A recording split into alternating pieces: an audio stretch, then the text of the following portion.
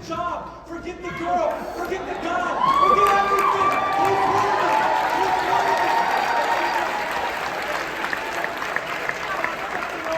If you don't feel that joy inside of you, I don't know what's going on.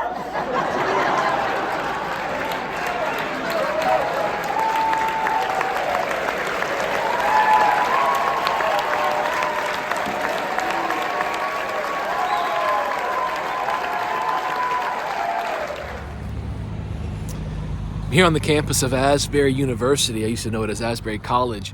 I was actually born here in Wilmore, Kentucky. 1980, my mom and dad surrendered to the call of the ministry and came here from Alabama. So I have pictures of me in this courtyard semicircle right here. As a little baby, as a little kid. Moved back here my 9th grade year of high school. My dad got a special privilege, a grant to come back and get his doctorate at the seminary, which I'm looking at across the street. And so I grew up hearing about the revival of 1970 that took place here. Many of my friends that I made when I came here in the early 90s as a freshman in high school, many of their parents were students during that revival, and they would tell stories about what would happen right over there at Hughes Auditorium. And so last Wednesday, during the chapel service, just a regular standard chapel service, a revival began that's still going. It's been 24 hours ever since, coming up on almost a week. And I just had to come be a part of it. I just had to come experience it.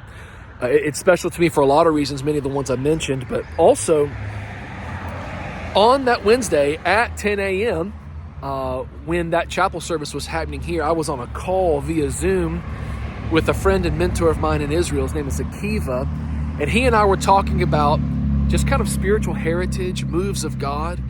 We talked about, he's from the Toronto area, or lived in the Toronto area for a good bit.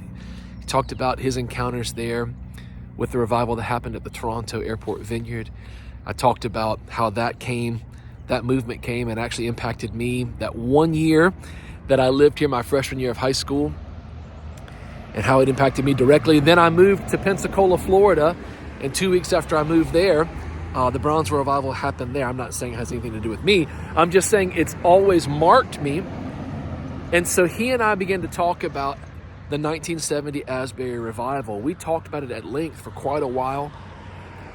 And little did we know, while we were having that conversation about the 1970 Asbury Revival, a new revival was beginning at Asbury. And so I just had to come. I flew in last night, spent about 4 hours there in Hughes, and man, just a sweet presence of God. I don't fully know what all God's doing, but I do know this: we need a move of God, and I'm grateful for what the Lord is doing. So I'm happy to be back in Wilmore, Kentucky. I'm happy to see what God's doing here in Asbury, and I'm praying that not only does it continue, but it refreshes and renews the community, the school, the local area, and ultimately our nation and the world. So here at Hughes Auditorium, spent several hours in the presence of the Lord here last night.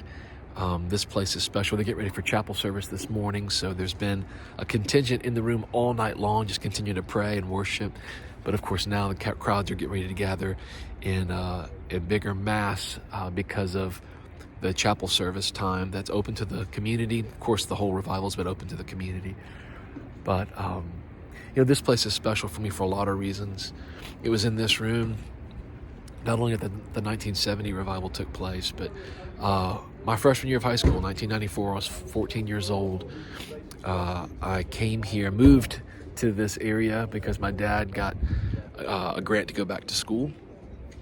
I didn't want to come to Kentucky, but it was in this auditorium, Hughes Auditorium, where the revival was taking place, that I heard my very first worship song. Didn't know that it was called. We just had praise choruses and hymns where I grew up. And the very first worship song I ever heard, "We Will Dance" by David Ruiz, Vineyard Worship, was in this room in 1994. And I remember just being awestruck by the power of God, the presence of the Lord. And I remember thinking, I want to do that. I want to sing those kinds of songs. And later, Dr. Steve Stevens here, I met him and his family.